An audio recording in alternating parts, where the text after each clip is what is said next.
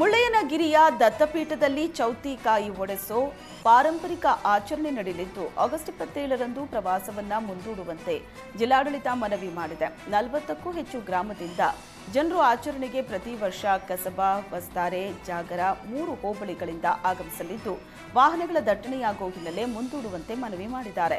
ಮುಳ್ಳಯ್ಯನಗಿರಿ, ಸೀತಾಳಯ್ಯನಗಿರಿ ಹಾಗೂ ಗುರುನಾರಕಂತಿ ಮಠದಲ್ಲಿ ಕಾಯಿ ಒಡೆಯೋ ಆಚರಣೆ ನಡೆಯಲಿದೆ.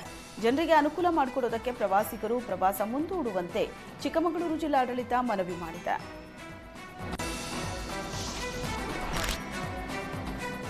ಗಣೇಶ ಹಬ್ಬಕ್ಕೆ ಸಿಲಿಕಾನ್ ಸಿಟಿ ಜನ ತಮ್ಮ ಊರುಗಳತ್ತ ಮುಖ ಮಾಡಿದ್ದಾರೆ. ಇದೇ ಚಾನ್ಸು ಅನ್ನೋ ಹಾಗೆ ಖಾಸಗಿ ಟ್ರಾವೆಲ್ಸ್ ಬಸ್ಗಳು ದುಪ್ಪಟ್ಟು ದರ ಏರಿಕೆ ಮಾಡುತ್ತಿದ್ದಾರೆ. ದರ ಏರಿಕೆಗೆ ಬ್ರೇಕ್ ಹಾಕೋದಕ್ಕೆ ಆರ್ಟಿಒ ಅಧಿಕಾರಿಗಳು ಮುಂದಾಗಿದ್ದಾರೆ. ಇನ್ಶೂರೆನ್ಸ್, ಎಫ್ಸಿ ಇಲ್ಲದ ವಾಹನಗಳ ಮೇಲೆ ಅಧಿಕಾರಿಗಳು ದಂಡ ವಿಧಿಸುತ್ತಿದ್ದಾರೆ. ಕಲಾಸಿಪಾಳ್ಯ, ಮೆಜೆಸ್ಟಿಕ್, ಯಶವಂತಪುರ, ಆನಂದರಾವ್ ಸರ್ಕಲ್ ಸೇರಿದಂತೆ ಹಲವು ಕಡೆ ಅಧಿಕಾರಿಗಳು ಕಾರ್ಯಾಚರಣೆ ನಡೆಸಿದ್ದಾರೆ. ದುಪ್ಪಟ್ಟು ಹಣ ಪೀಕ್ತಿದ್ದ ಖಾಸಗಿ ಬಸ್ ಮಾಲೀಕರ ಮೇಲೆ ದಂಡ ವಿಧಿಸಿ ಆರ್ಟಿಒ ಅಧಿಕಾರಿಗಳು ಕ್ರಮ ಕೈಗೊಂಡಿದ್ದಾರೆ. ಧರ್ಮಸ್ಥಳ ಕ್ಷೇತ್ರದ ವಿರುದ್ಧ ಷಡ್ಯಂತ್ರ ನಡೆದಿದೆ. ಅಪಪ್ರಚಾರ ತಡೆಯಿರಿ ಅಂತ ಹುಬ್ಬಳ್ಳಿಯಲ್ಲಿ ಬಿಜೆಪಿ ಪ್ರತಿಭಟನೆ ನಡೆಸಿತು. 3000 ಮಠದಿಂದ ಆರಂಭಗೊಂಡ ಮೆರವಣಿಗೆ ಮಿನಿ ವಿಧಾನಸೌಧದವರೆಗೂ ನಡೆಯಿತು. ಧರ್ಮದ ಉಳಿವಿಗಾಗಿ ಧರ್ಮಯುದ್ಧ ಎಂಬ ಘೋಷಣೆಯೊಂದಿಗೆ ಭಕ್ತರು ಪ್ರತಿಭಟಿಸಿದರು. ಮಾಸ್ಕ್ ಮ್ಯಾನ್ ಅಣುಕು ಪ್ರದರ್ಶನ ಮಾಡಿ ಆಕ್ರೋಶ ಹೊರಹಾಕಿದರು. ಧರ್ಮಸ್ಥಳದ ಮೇಲೆ ಅಪಪ್ರಚಾರ ನಡೀತಾ ಇದೆ. ರಾಜ್ಯ ಸರ್ಕಾರದಿಂದ ಸಮರ್ಪಕ ತನಿಖೆ ನಡೀತಾ ಇಲ್ಲ. ಪ್ರಕರಣದ ತನಿಖೆಯನ್ನ ಎನ್ಐಎಗೆ ವಹಿಸಲು ಶಾಸಕ ಮಹೇಶ್ ತೆಂಗಿನಕಾಯಿ ನೇತೃತ್ವದಲ್ಲಿ ಆಗ್ರಹಿಸಿ ತಹಸೀಲ್ದಾರ್ ಮೂಲಕ ಮನವಿ ಸಲ್ಲಿಸಲಾಯಿತು.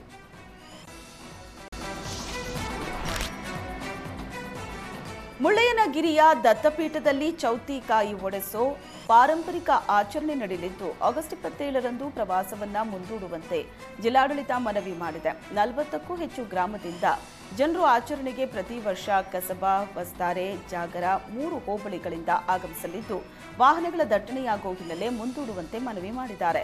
ಮುಳ್ಳಯ್ಯನಗಿರಿ, ಸೀತಾಳಯ್ಯನಗಿರಿ ಹಾಗೂ ಗುರುನಾರಕಂತಿ ಮಠದಲ್ಲಿ ಕಾಯಿ ಒಡೆಯೋ ಆಚರಣೆ ನಡೆಯಲಿದೆ.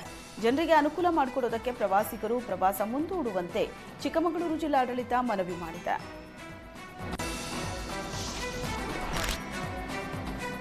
ಗಣೇಶ ಹಬ್ಬಕ್ಕೆ ಸಿಲಿಕಾನ್ ಸಿಟಿ ಜನ ತಮ್ಮ ಊರುಗಳತ್ತ ಮುಖ ಮಾಡಿದ್ದಾರೆ.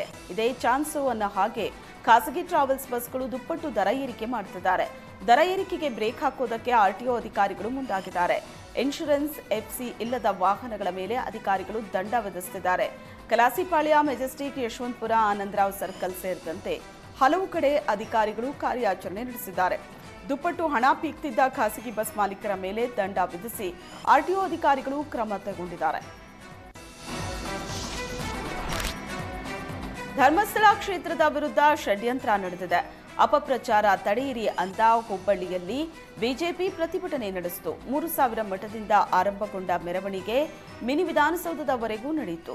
ಧರ್ಮದ ಉಳಿವಿಗಾಗಿ ಧರ್ಮಯುದ್ಧ ಎಂಬ ಘೋಷಣೆಯೊಂದಿಗೆ ಭಕ್ತರು ಪ್ರತಿಭಟಿಸಿದರು. ಮಾಸ್ಕ್ ಮ್ಯಾನ್ ಅಣುಕು ಪ್ರದರ್ಶನ ಮಾಡಿ ಆಕ್ರೋಶ ಹೊರಹಾಕಿದರು. ಧರ್ಮಸ್ಥಳದ ಮೇಲೆ ಅಪಪ್ರಚಾರ ನಡೀತಾ ಇದೆ. ರಾಜ್ಯ ಸರ್ಕಾರದಿಂದ ಸಮರ್ಪಕ ತನಿಖೆ ನಡೀತಾ ಇಲ್ಲ. ಪ್ರಕರಣದ ತನಿಖೆಯನ್ನ ಎನ್ಐಎಗೆ ವಹಿಸಲು ಶಾಸಕ ಮಹೇಶ್ ತೆಂಗಿನಕಾಯಿ ನೇತೃತ್ವದಲ್ಲಿ ಆಗ್ರಹಿಸಿ ತಹಸೀಲ್ದಾರ್ ಮೂಲಕ ಮನವಿ ಸಲ್ಲಿಸಲಾಯಿತು.